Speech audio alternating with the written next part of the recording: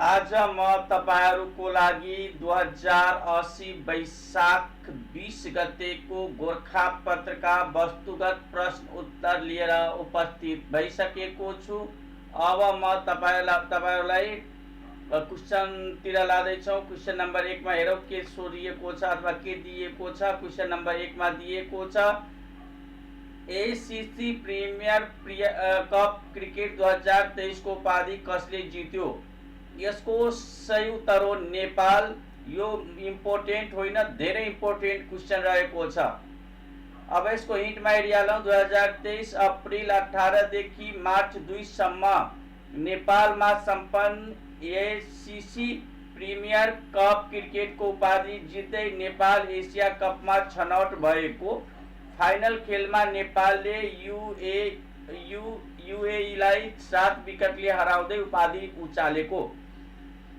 र तपाईलाई सोध्छ एसीसी प्रिमियर कप क्रिकेट 2023 कहिलेदेखि कहिलेसम्म भएको थियो? यो पनि महत्त्वपूर्ण क्वेशन बन्न जान्छ। अरु सोध्छन् यो कहाँ सम्पन्न भएको थियो? यो पनि तपाईलाई हुन जान्छ, महत्त्वपूर्ण हो। यो नेपालमा सम्पन्न भएको थियो। यो पनि एक्जाममा क्वेशन बन्न सक्छ। त्यसैगरी कसलाई हराएको, फाइनलमा कसलाई हराएको थियो? यो क्वेशन पनि तपाईलाई इम्पोर्टेन्ट हुन जान्छ। कति विकेटले हराएको थियो? यो पनि तपाईको एक्जामको लागि महत्त्वपूर्ण बन्न जान्छ।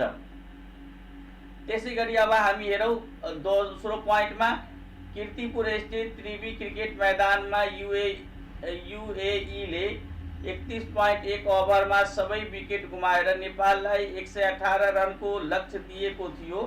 जवाबी ब्याटिङमा आएको नेपालले 30.3 ओभरमा 3 विकेट गुमाउँदै उक्त लक्ष्य भेट्यो। त्यसैगरी अर्को पोइन्टमा नेपाली खेलाडी गुलशन झा र भीम सार्कीले अभिजित 96 रनको साझेदारी गरेका थिए। झाले 84 बलमा 67 रन बनाए भने सार्कीले 72 बलमा 36 रन बनाए। यस्तै नेपालमा कुशल बुर्तेल 1, आसिफ शेख 8 र कप्तान रोहित कुमार पौडेल 1 रनमा आउट भएका थिए। युएई का रोहन मुस्तफाले 2 र आयन अफजल खानले 1 विकेट लिएका थिए। अर्को पोइन्टमा हेरौं मार्च 1 मा वर्षाले खेल स्थगित भएपछि मार्च 2 मा खेललाई निरन्तरता दिएको थियो। मार्च 1 मा सुरु खेलमा नेपालले टस जितेपछि ब्याटिङमा आएको युएईले 27.3 ओभरमा 9 विकेट गुमाई 106 रन बनाएको अवस्थामा वर्षा सुरु भई खेल अवरुद्ध हुन पुगेको थियो। त्यही स्कोरबाट सुरु गरिएको युएई 5.4 ओभर मात्र टिक्न सक्यो र टोलीले 11 रन थप्यो। यस प्रतियोगितामा कुल 10 राष्ट्रको सहभागिता थियो। यो पनि तपाईलाई इम्पोर्टेन्ट छ। कति राष्ट्रको सहभागिता थियो भने पनि तपाईलाई महत्त्वपूर्ण रहेको छ। जसमा समूह ए अन्तर्गत Nepal, Oman, Malaysia, Saudi Arab र कतार। यो पनि महत्त्वपूर्ण तपाईहरुको छ। कुन राष्ट्र, 10 वटा राष्ट्रहरु कुन हो भनेर पनि तपाईलाई एक्जाममा सोध्न सक्छ। यो अरु एकचोटी हेरिहाल्नु होला। र समूह बी तर्फ युएई, कुवेत, हङकङ, बहराइन र सिंगापुर थिए। यो पनि बुझ्नु होला कतिवटा राष्ट्र सहभागी थियो भने यो पनि महत्त्वपूर्ण रहेको छ। र खास गरी यो महत्त्वपूर्ण यसको लागि हुन्छ कि किनभने नेपालले यसमा आफ्नो जित हासिल गरेको छ। अब जाउँ हामी क्वेशन नम्बर 2 तक। केन्द्रीय तथ्याङ्क विभागको नाम परिवर्तन गरी के बनाइएको छ? यसको सही उत्तर छन् राष्ट्रिय तथ्याङ्क कार्यालय। र यो विक्रम सम्वत 2079 कार्तिक 3 गते नाम परिवर्तन गरिएको थियो। अब यसलाई हिन्टमा हेरिहालौँ। यसको तथ्याङ्क ऐन 2079 अनुसार तथ्याङ्क संकलन, प्रशोधन, भण्डारण, प्रकाशन तथा वितरणको जिम्मा पाएको यो कार्यालयलाई विधिवत रूपमा राष्ट्रिय तथ्याङ्क कार्यालय नामाकरण गरिएको। राष्ट्रिय योजना आयोग मातहत रहेको सो निकाय प्रधानमन्त्री तथा मंत्री परिषद को कार्यालय अंतर्गत रहने, राष्ट्रीय योजना अंतर्गत रहे पनि तथ्याङ्क विभाग प्राविधिक रूपले स्वायत्त निकायका रूपमा स्थापित भएको सम्बन्धी अधिकारीको भनाइरहेको साबिक केन्द्रीय तथ्याङ्क विभागको स्तोत्रबाट सचिवको दरबन्दी कायम गरिएसँगै नेपालको पहिलो प्रमुख तथ्याङ्क अधिकारीका रूपमा नेपाल सरकारमा सचिव राम प्रसाद थपलिया विक्रम सम्वत 2079 फागुन 29ले जिम्मा पाएका। त्यसै गरी अर्को हिन्टमा दिएको छ तथ्याङ्क ऐन 2015 लाई विस्थापित गर्दै ल्याइएको ऐन अनुसार महासचिव स्तरका महानिर्देशकले गर्दै आएको विभागको नेतृत्व प्रकाशीय प्रमुखको रूपमा सचिवले गर्ने व्यवस्था गरिएको। क्वेश्चन नम्बर 3 मा हेरौं। प्रतिनिधि सभा सदस्य उपनिर्वाचन कहिले सम्पन्न भएको हो? यसको सही उत्तर हो विक्रम सम्वत 2080 वैशाख 10 गते। यो एक्जाममा धेरै चोटि सोधिसकेको प्रश्न हो। विक्रम सम्वत 2080 वैशाख 10 मा सम्पन्न प्रतिनिधि सभा सदस्य उपनिर्वाचनको 3 निर्वाचन क्षेत्र मध्ये 2 क्षेत्रमा राष्ट्रिय स्वतन्त्र पार्टीका उम्मेदवार निर्वाचित भएका। र तपाईलाई सोध्छ कतिवटा ठाउँमा उपनिर्वाचन भएको थियो भने तपाईलाई सोध्छन्, यो पनि महत्त्वपूर्ण रहेको छ। चितवन क्षेत्र नम्बर 2 बाट सो दलका राष्ट्रपति चितवन क्षेत्र 2 बाट सो दलका सभापति रवि लामिछाने र तनु 1 बाट सोही दलका उम्मेदवार डाक्टर स्वर्णिम वाग्ले निर्वाचित भएका। रवि लामिछानेले 54,176 मत प्राप्त गरेका। उनका निकटतम प्रतिद्वन्दी नेपाली कांग्रेसका जीत नारायण श्रेष्ठले 11,214 मत प्राप्त गरेका। लामिछानेले आफ्ना निकटतम प्रतिद्वन्दीसँग 42,962 मतान्तरले निर्वाचित भएका। 4 मङ्सिरको चुनावमा सबैभन्दा धेरै मतान्तरले संसद चुनिएका लामिछाने अमेरिकी नागरिकता त्यागे पनि नेपाली नागरिकता लिने प्रक्रिया पूरा नगरी चुनाव लडेका कारण 13 माघमा पदमुक्त भएका। अर्को पोइन्टमा निर्वाचन आयोगका अनुसार तनु 1 मा स्वर्णिम वाग्लेले 34,919 मत तथा उनका निकटतम प्रतिद्वन्दी नेपाली कांग्रेसका गोविन्द भट्टराईले 20,122 मत प्राप्त गरेका। त्यसैगरी भारत क्षेत्र नम्बर 2 बाट जनता समाजवादी पार्टी जसपा अध्यक्ष उपेन्द्र यादव विजयी भएका। 5 दलीय गठबन्धनका साझा उम्मेदवार यादवले 28,415 मत ल्याएर विजयी हुँदा उनका निकटतम प्रतिस्पर्धी जनमत पार्टीका शिवचन्द्र प्रसाद कुशवाहाले 23,334 मत प्राप्त गरेका। अब हामी जाउँ अर्को क्वेश्चन नम्बर 4 मा। राजधानी विभागका अनुसार कहिलेसम्ममा सबैको हातमा ई पासपोर्ट पुर्याउने लक्ष्य रहेको छ? यसको सही उत्तर हो सन् 2030 सम्म। यो पनि महत्त्वपूर्ण छ एक्जामको लागि। सरकारले सार्वजनिक प्रशासनलाई चुस्त एवं प्रभावकारी बनाउने उद्देश्यका साथ कति वर्षीय रणनीतिक योजना सार्वजनिक गरेको छ? यसको सही उत्तर हो 10 वर्षीय। विक्रम सम्वत 2077 चैतमा 25 मा। अब क्वेश्चन नम्बर 6। सबैभन्दा बढी विप्रेसन भित्र्याए बापत राष्ट्रिय बैंकबाट सम्मानित विक्रम सम्वत 2080 वैशाखमा वाणिज्य बैंक कुन हो? यसको सही उत्तर हो हिमालय बैंक। राष्ट्रिय बैंकहरू मध्ये सबैभन्दा बढी विप्रेसन भित्र्याउन सफल। अर्को पोइन्टमा बैंकले आर्थिक वर्ष 2078-79 मा कुल विप्रेसनको 16.90% रकम भित्र्याएको। अर्को पोइन्ट विगत लामो समयदेखि हिमालय रेमिटेन्स मार्फत ग्राहकलाई सेवा प्रदान गर्दै आएको। अब अर्को क्वेशन हेरौँ। Question number 7। चलचित्र पत्रकार संघ नेपालले राष्ट्रिय चलचित्र पत्रकारिता रजत सम्मान 2080बाट कसलाई सम्मानित गरियो? यसको सही उत्तर हो शान्ति प्रिय, उहाँलाई राशि 55,555 प्रदान गरियो।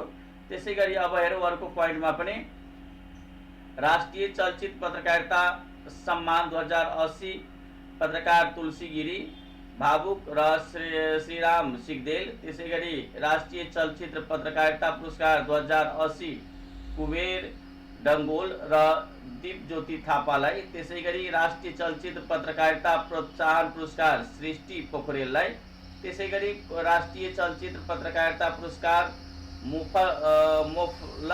मोफसल रवि अधिकारीलाई। अब जाउँ क्वेसन नम्बर हामी 8मा, विश्वको सबभन्दा अग्लो मूर्ति कुन हो? यसको सही उत्तर हो स्ट्याचु अफ युनिटी, जुन भारतमा रहेको छ। यसको उचाइ 182 मिटर रहेको छ। यदि फिटमा लिनुहुन्छ भने 5000 यसको फिटमा लिनुहुन्छ उचाइ भने 597 रहेको छ। त्यसै गरी हामी अर्को पोइन्टमा लियौँ, आइरन म्यान अफ इन्डिया भनेर चिनिने स्वतन्त्र भारतका प्रथम उप प्रधानमन्त्री एवं गृहमन्त्री सरदार वल्लभ भाई पटेल। उक्त मूर्ति विश्वको अग्लो मूर्तिको रूपमा रहेको छ। आइरन म्यान अफ इन्डिया भनेर कसलाई भनिन्छ यो सोध्छ तपाईलाई, र त्यो हो सरदार भाई पटेल, सरदार वल्लभ पटेल, भाई पटेल होइन, सरदार वल्लभ भाई पटेल। अब त्यसै गरी अर्को पोइन्टमा हेरिहालौँ हामी, मूर्ति गुजरात राज्यको नर्मदा नदीमा बाँध बनाउँदा बनेको ठुलो तलाउ सरदार सरोवरको निकटमा रहेको छ।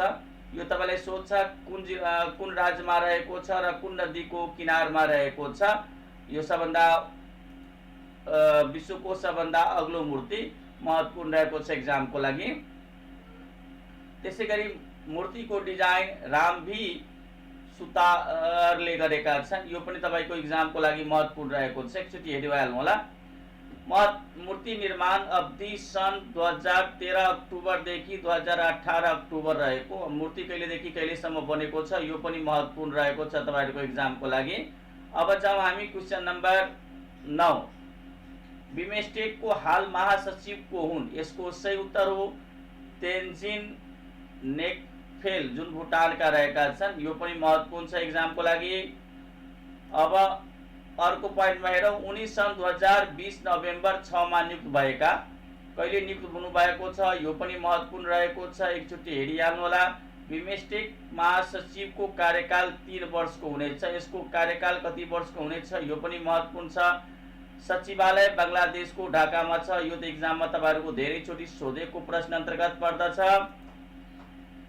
अब बिमस्टेकको हालसम्मको महासचिवहरू को हुनुहुन्छ एकचोटि हेरिहाल्छौँ। सबभन्दा पहिलो महासचिव हुनुहुन्छ सुमित नाकान्दाल, जुन श्रीलङ्काका हुनुहुन्छ। 2014 मा उहाँ नियुक्त भएका थिए। त्यसै गरी दोस्रोमा हुनुहुन्थ्यो शहीदुल इस्लाम, जुन बङ्गलादेशका थिए र अहिले हुनुहुन्छ भुटानका तेन्जिन लेकफेल। अब हेरौँ, जुन उहाँ नोभेम्बर 2020 देखि 6 नोभेम्बर 2020 देखि हाल उहाँ अहिले पदमा हुनुहुन्छ। क्वेसन नम्बर 10, नेपालमा लेखक दिवस कहिले मनाइन्छ? यसको सही उत्तर हुन्छ वैशाख 16 गते। हिन्टमा हेरिहालौँ, विक्रम सम्वत 2080 देखि मनाउन सुरु गरिएको। क्वेसन नम्बर हामी 11 मा हेरौँ, पूर्वी नवलपरासीको गैराकोट स्थित मौला काली केवलको औपचारिक रूपमा उद्घाटन कहिले गरिएको हो? यसको सही उत्तर हो विक्रम सम्वत 2080 वैशाख 18 गते। र अझै तपाईँ हेर्न चाहनुहुन्छ भने परीक्षण सञ्चालनमा कहिले ल्याइएको थियो भने विक्रम सम्वत 2070 वैशाख 1 मा परीक्षण सञ्चालनमा ल्याइएको थियो। त्यसै गरी क्वेसन नम्बर 12 मा हेरौँ हामी, सरकारले अयोग्य लडाकुलाई 2 लाख रुपैयाँ राहत दिने कार्यविधि कहिले पास गरेको हो? यसको सही उत्तर विक्रम सम्वत 2080 वैशाख 6 गते। त्यसै गरी हिन्टमा हेरिहाल्छौँ, कार्यविधि अनुसार पहिलो चरणमा अयोग्य लडाकु पहिचान गर्ने, दोस्रो पोइन्टमा लडाकु पहिचान गर्ने जिम्मा सम्बन्धित जिल्ला प्रशासन कार्यालयलाई दिने, तेस्रो पोइन्टमा पहिचान भएको लडाकुको विवरण गृह मन्त्रालयमा पठाउने र विवरण अनुसार सम्बन्धित जिल्ला प्रशासन कार्यालयले अयोग्य लडाकुलाई राहत रकम उपलब्ध गराउने। अर्को पोइन्टमा अयोग्य लडाकु पहिचानको आधार अनमिनको तयार गरेको प्रतिवेदनलाई मानिने। अब क्वेशन नम्बर 13 हेरौँ। वसुन्धरा श्री पुरस्कार 2080बाट सम्मानित व्यक्तित्व को हुन्? यसको सही उत्तर हो डाक्टर सन्दु पुरोहित। उहाँलाई पनि यो पनि महत्त्वपूर्ण रहेको छ। यस पुरस्कारको राशि 75,000 रुपियाँ रहेको। पहिलो पटक यो पुरस्कार राष्ट्रिय कवि माधव प्रसाद घिमिरेलाई प्रदान गरिएको। त्यस्तै मानश्री पुरस्कार 2080 महावीर पुनलाई प्रदान गरिएको छ। यो पनि मानश्री पुरस्कार कसलाई प्रदान गरिएको छ? यो पनि तपाईको इक्जामको लागि महत्त्वपूर्ण रहेको छ। वसुन्धरा मान प्रतिष्ठानद्वारा प्रदान गर्ने दुवै पुरस्कारको राशि 75,000 रुपियाँ रहेको। अब क्वेशन नम्बर 14 हेरौँ। 15औं आवधिक योजना 2076-77 देखि 2080-81 को मध्यावधि समीक्षा अनुसार लक्ष्य पूरा हुन कठिन देखिएको क्षेत्र कुन हो? यसको सही उत्तर हो सुशासन। अब यसको हिन्टमा हेरिहाल्छौँ हामी। हिन्टमा के दिएको छ? आवधिक योजनाको मध्यावधि समीक्षाले 3 आर्थिक वर्षसम्म 4 लक्ष्य पूरा भएको, 5 लक्ष्य प्राप्त उन्मुख र 1 लक्ष्य पूरा हुन कठिन रहेको देखिएको। समीक्षामा राष्ट्रिय लक्ष्यका प्रगतिलाई हरियो, पहेँलो र रातो गरी 3 सङ्केत दिएको। यो तपाईलाई धेरै सोध्छ। समीक्षा राष्ट्रिय लक्ष्य भनेर कुन कुन रङमा दिएको छ, सङ्केत दिएको छ, यो इक्जाममा सोध्ने सम्भावित क्वेशन पर्दछ। लक्ष्य प्राप्त गरेको 75% सूचकका लक्ष्य पूरा भएकोलाई हरियो, लक्ष्य प्राप्त उन्मुख रहेको 50% सूचकका लक्ष्य पूरा भएकोलाई पहेँलो र लक्ष्य प्राप्त गर्न कठिन 50% सूचकको लक्ष्य प्राप्त गर्न कठिन भएकोलाई रातो सूचक दिएको। जस अनुसार 10 राष्ट्रिय लक्ष्यहरूमध्ये 4 वटाले हरियो, हेर्नुहोस् है 10 वटा राष्ट्रिय लक्ष्य थियो जसमा 10 वटा यो महत्त्वपूर्ण राखिया छ। यो महत्त्वपूर्ण छ। मैले एकचोटि राम्ररी तपाईलाई पढिदिन्छु। 10 राष्ट्रिय लक्ष्य मध्ये 4 वटाले हरियो, 5 वटाले पहेँलो र एउटाले रातो सङ्केत प्राप्त गरेको। हरियो लक्ष्य प्राप्त गरेको 75% सूचक पूरा भएको, यो मैले भर्खर तपाईहरुलाई पढिदिएको छु।